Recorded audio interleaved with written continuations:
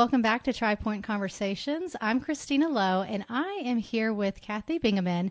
Today, we are so excited to welcome you. Cathi is the founder of InSync with You. It is a personal concierge service built to help busy professionals and families regain time, clarity, and peace of mind. Cathi works behind the scenes, anticipating needs, and helping people feel more in control.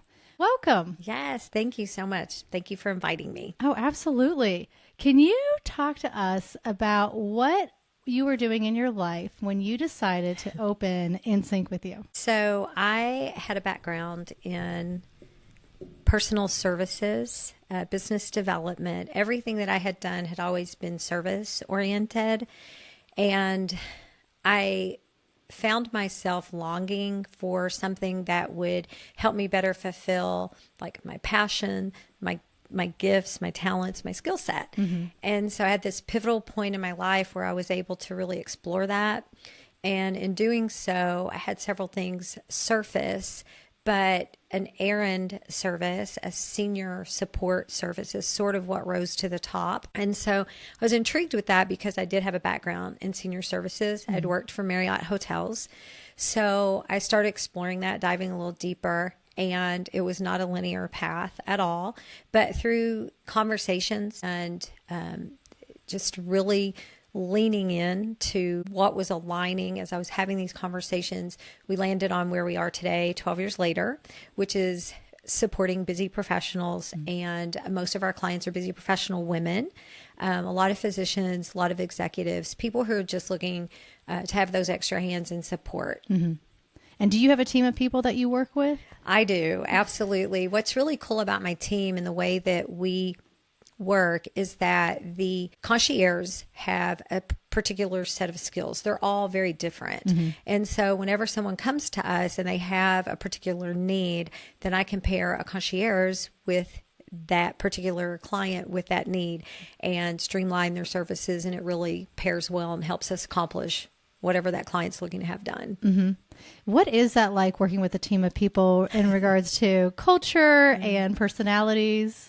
You know, it's really different, Kristina. I will say that through my career, I was really focused more on just independence, right? Mm-hmm. I was a salesperson. I was business development. I never really managed a team. And so it was different. And there were some learning curves. I had to be really open to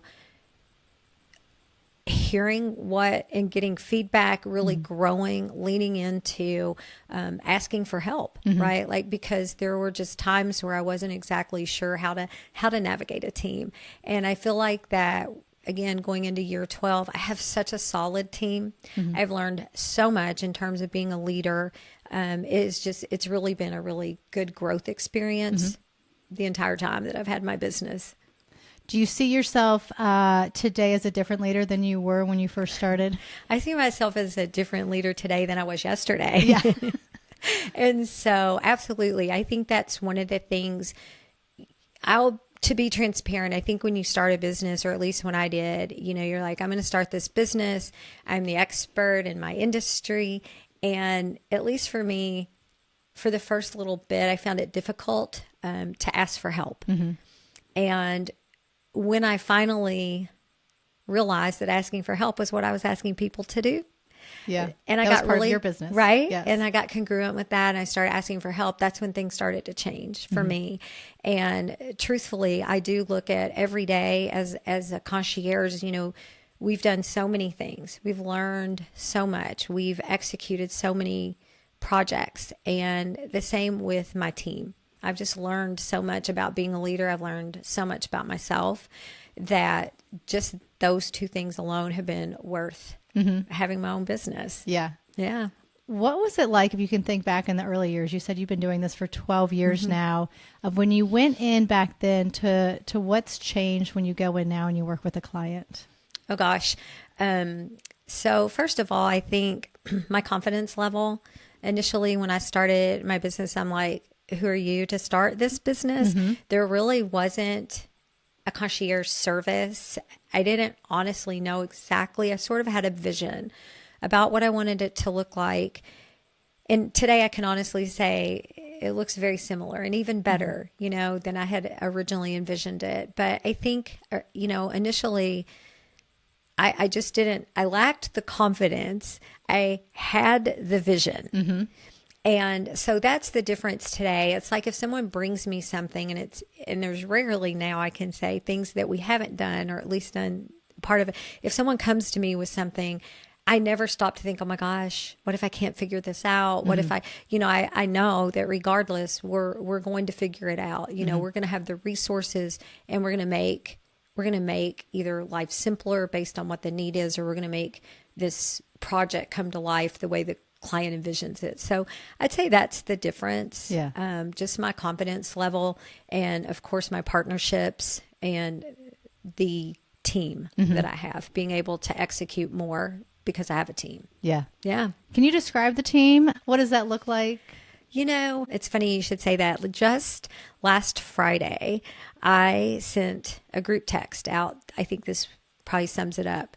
I sent a group text out to my team after our 2-week pay period, and just sent them this really heartfelt gratitude message of everything that we had accomplished in those 2 weeks. And it had ranged from organization to event planning to coordinating vendors, tidying homes, helping someone move in and unpack when their home had been struck by lightning. They were moving back in and really giving them that peace of mind. So it had just run the gamut of what a true concierge service looked like. But every one of them on my team, there were 8 of them at that particular period, had all just risen to the level of what a concierge looks like. The white glove service, the attention to detail, just all of that. And so I guess that's how I would describe them. They're all willing to jump in. They're very intentional about client service. They love the mission that we have in terms of serving others, and they all just embrace it and apply it every day when they're on projects with me. So that'd be my team. Okay. Yeah. Now, without naming names, what is one of your most difficult projects that you stepped into, and how did you tackle that? I'm going to go to one of my initial projects, because off the bat, I was very fortunate that when I decided to start my business, which took a little bit for me to jump in, I had someone interview me. And when they did, I got a call from one of my clients, still a client today. Okay. So I got a call from her, and she's like, I want to buy these gift certificates for my friends. And we made that happen. And so one of her friends called me, and she wanted me to help her. Again, this was probably 6 months into my business.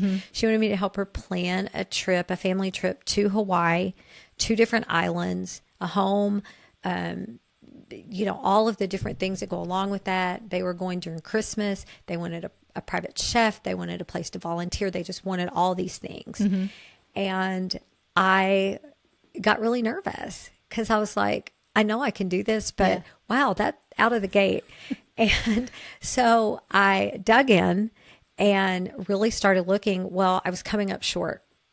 I could not find a house to save my life. I had not really developed my resources like I do today. But I didn't give up, and I just, really dug in, and I looked and searched, and ultimately I found this house, and it's where they landed. And from there, it all just really fell into place. But it was a tough one, because I thought, gosh, I don't want to fail right out of the gate. But since then, she's still a client. And I feel like that, we were able to really help them. That was a family trip, and we were really able to help them make that happen. Yeah. So your services really are wide range, from They are in-home to planning. What else does it include? So, when people, sometimes I think that's probably been one of my things over time, to really succinctly articulate what it is that we do. But I think the best way maybe that people have understood is when I say we're like a fractional personal assistant. So if you think about having a personal assistant for your life, we're just your go-to for anything, everything. And I don't like to just make it that broad, but there are times where people come to us and they will just have basic errands, right? They're just things that are spilling over, and it's just not one more thing they want to manage.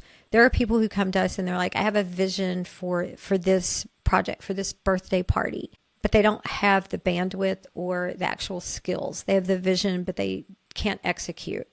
We've put volleyball courts, well, one volleyball court in a person's yard because her kids were diehard volleyball players. They played for high school. And so we figured out how to get a actual volleyball court put in their yard.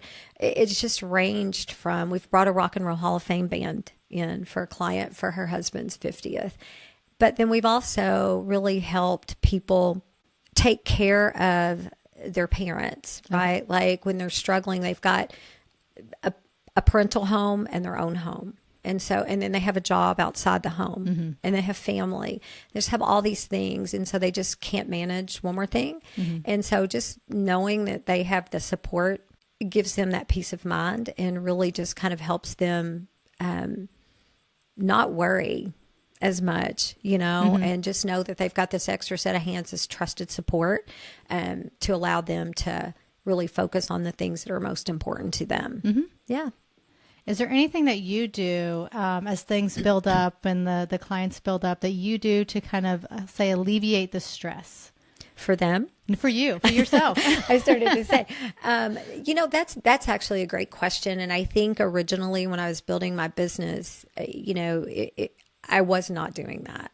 I was so focused on taking care of my clients. And so that is something that's really important to me that over the last several years that I do make a priority. Again, self-care is very important. And that's what I really advocate for my clients. And so I make sure that I do the same. And so that way, so I make sure like I take walks regularly. I read. I love to read. I have dogs. I play with my dogs. My husband and I do a lot of weekend trips just to kind of step away. So just really being very intentional about that. And I really recommend that to my clients. I work with them. That's another thing that we do instead of just stepping in and saying, hey, you know, where's your list? What can we help you with? What we look at is what's important to you. Like where are you struggling, or what would you like to elevate or do better? And from that, we also help them identify like where are your core values, and are those things, are you aligned with those? Because if you're doing things just to get them done and you're checking off a list, like you're saying, you could be missing out on what's really important, and that's spending time or taking care of yourself. So yeah, absolutely. Yeah. So anyway, I make sure that I incorporate that regularly for myself and my family. What's been your favorite place to travel? Favorite place to travel? Any beach. Yeah. Any beach. And I would take one today. But no, seriously, the beach. My husband and I are both beach lovers, and any chance that we get to go, we love Longboat Key. It's one of our favorites. And so we're there at least twice a year. Okay. Yeah. All right. Has there ever been a time where you stepped into a job and either did have to step out and say it wasn't a right fit, or you wanted to? Yes. And I think that's only fair to the client, right? I think it's only fair to my team because if it doesn't align, then it's not going to go well. Yeah. And what I really try to do on the front end is a really good discovery process to make sure that and I know now, again, early on, I didn't always ask all of the right questions or even all of the questions. And so I'd find myself in a place where I'd be like, but now when I ask those questions, I can really determine very quickly whether or not the project coming to us or the request is aligned with what we do, and can we do it well? Can we do it efficiently? And will we be able to serve the client? And so, yes, there have been those times. Now it's more so on the front end where I'll say this is not, but I'll never just not help someone. I always now have a resource for someone who could probably do that project, and never leave that person walking away with trying to figure out what they're going to do. Yeah. Yeah. Okay. So, I want to do a lightning round. Uh-oh. So just whatever comes to mind. Don't overthink. Some of your favorites. So favorite Louisville restaurant? Volare. Okay. Where do you take out of town guests if they're coming in to visit? Mm-hmm. Is there something that you want to make sure they see? I'm going to say Valari again. We always take them there for that dining experience.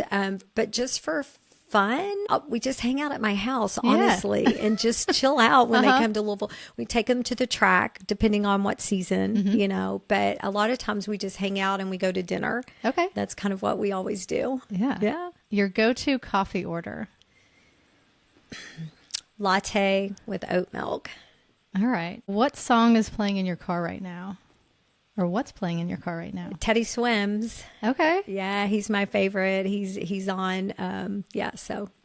Go-to spot when you need a recharge or to think? My recharge or think, honestly, is my walk. I have a specific place I like to walk. I put my headphones on and I just tune out.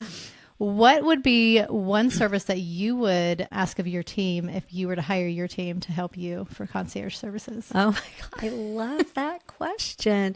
I think that I would actually have them do a whole home organize for me. Okay. I'm pretty organized and declutter routinely, but I love the second set of eyes and what they would come up with. Yeah. Okay. And outside of your work, you do other things, though. I mean, what other organizations are you part of? So I have been a part of NABO. I have recently in this year, I was nominated for one of the Today's Women Most Admired Women. Congratulations. And thank you. That was fun in the home and garden category because of how we support people in their homes. And I've also been a part of the Louisville Business First mentoring women event that they do. I did that a few years in a row. So any type of organization, honestly, that supports other women, those are my favorites. Do you feel like those are also good for networking? Is it more about kind of helping others? For me, it really, I think what I've learned in my career, not just in my business, is that if you take the networking out and you just build relationships, you naturally network, right? And that's how I've always approached it. And so I love going in and really looking for something that aligns with what I like to do, which is support and help women. And then I feel like those relationships just naturally happen. And then business naturally comes. Yeah. So how would you say you find most of your clients? Word of mouth.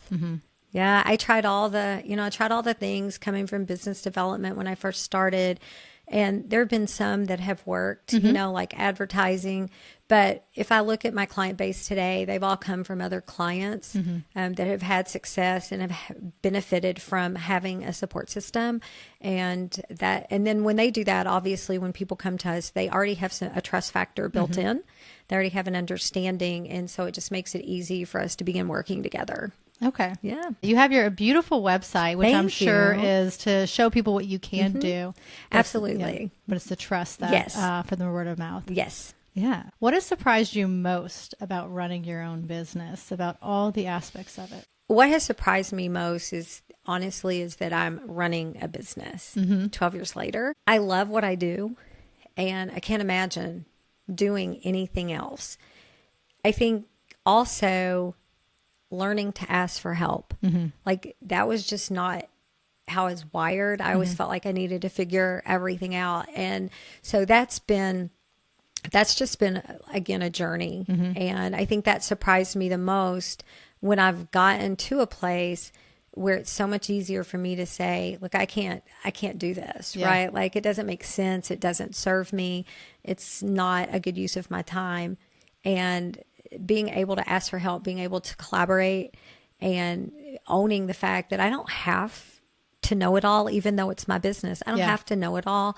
I just have to be, good at the things that I'm good at, and then collaborate with others. And that's probably been, it's just been something that's been very rewarding and very beneficial for me to get to the place that I am with that. Okay. Yeah. If someone's thinking about starting their own business, maybe they are a stay-at-home parent or they are in a corporate job, what advice would you give to them? I would say really pay attention. Are you wanting to start it because you're burned out? Are you wanting to start it because you don't want to be at home anymore? Or are you looking at something that's really a passion of yours, something that keeps tugging at you? I think you should listen when that's the case, because that's what happened to me. I just had something that kept tugging, and I would disregard it and ultimately began to pay attention to it. I'd also say that to pay attention to it, is there something that people come to you routinely for? You know, are they asking you to do something in particular? Because if they are, that could be your thing. It could be where you start from. And I think the other thing what I would say is nothing's linear, right? And so if you get that bug to start something, those are the things that I would think about. And I think also, don't give up. Yeah. Like I think sometimes it gets really scary. I think we can't do it. And some of us sometimes give up way too soon. And I would just encourage people, if they really want to do that, like, don't give up. Really figure it out. Was there ever a moment in your career where you thought about giving up? A moment? Yeah. No, there have been a lot of moments, like very in all transparency. And, you know, there have been times where I've been burned out. There have been times where I thought I didn't do something well enough because I'm a perfectionist.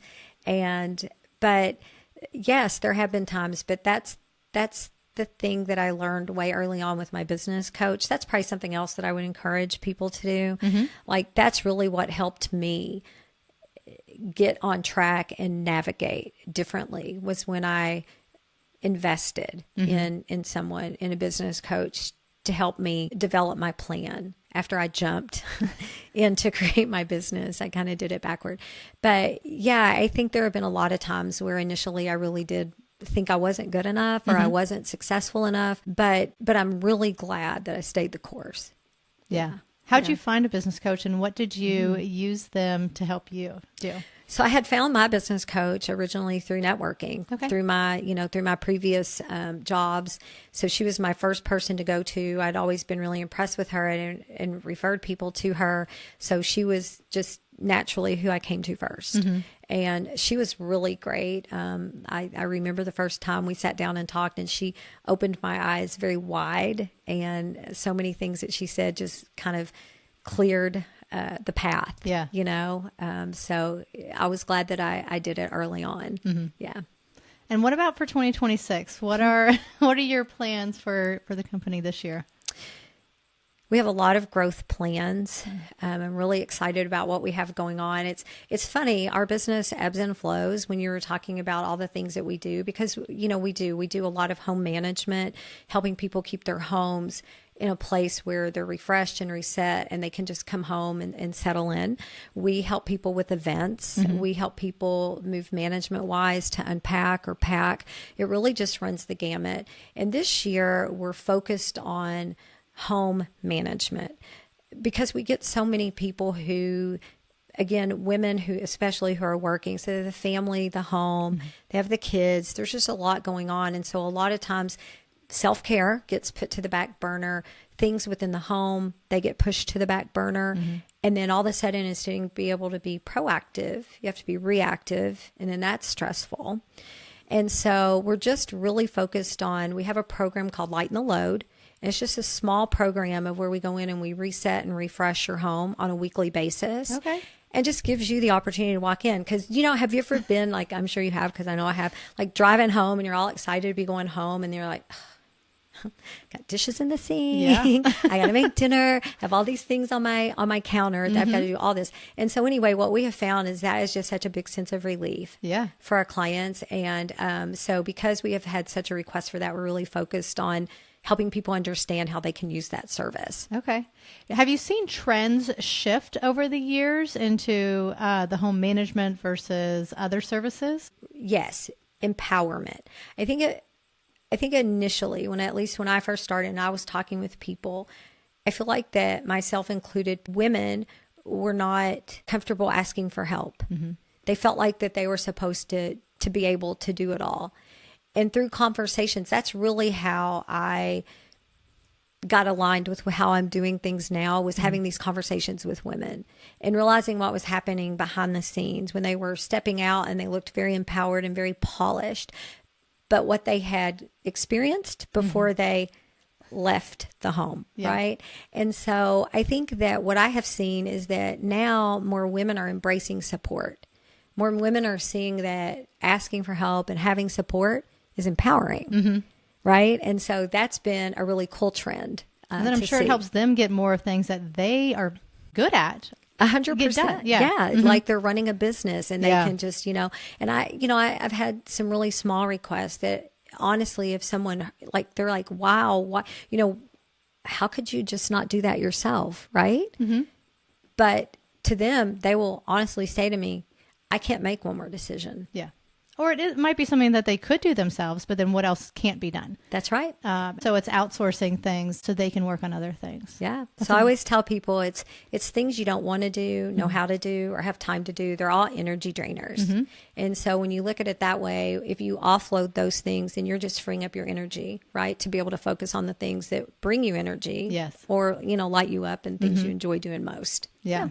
Is there anything else you want to add if someone is just in business, thinking about a business, or lessons that you have learned? I think, I'm probably just going to say similarly to what I did before. Surround yourself with people that are like-minded, but also are in a place that you admire so that you can be inspired, right? I think not being afraid to ask for help, not being afraid to explore, because I know it sounds trite sometimes, but life really is short, right? Yeah. And so why spend your time, doing something that doesn't bring you joy, that doesn't light you up? I mean, sometimes we're in a place where you might have to do that side hustle for a minute, which I did, right? You just have to do that. But if you truly have that desire and you have that passion, it'll come, right? And so I would just say, don't be afraid to go for it. Yeah. All right. Well, Cathi, thank you so much for sharing your story. Thank you. And if this resonates with you, you can learn more from Cathi on her website, InSync with You. It's here in Louisville, Kentucky. And thanks for listening to Tripoint Conversations with Kristina Lowe. Thank you. Thank you. I appreciate your time. Absolutely. Thanks. Thanks for listening to Tripoint Conversations. Make sure you hit subscribe wherever you're listening so you never miss an episode. If this conversation resonated with you, share it with a friend or someone who's navigating their own next chapter. And if you know a story that deserves to be heard, or maybe that story is yours, head to tripointstrategicgroup.com and send me a note. I can't wait to keep this journey going with you and introduce you to more incredible people who are shaping their communities one story at a time.